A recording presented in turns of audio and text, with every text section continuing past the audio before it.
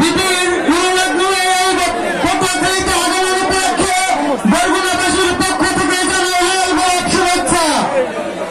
বরগুনাবাসী এবং জনগণের পটুয়াখালীবাসীর উদ্দেশ্যে বলতে চাই, আপনারা তারুণ্যরাইকন সাবেক ভিপি ডাকসু নুরের নেতৃত্বে আমরা যে নিবন্ধন পেয়েছি সেই মার্কা হচ্ছে ট্রাক মার্কা।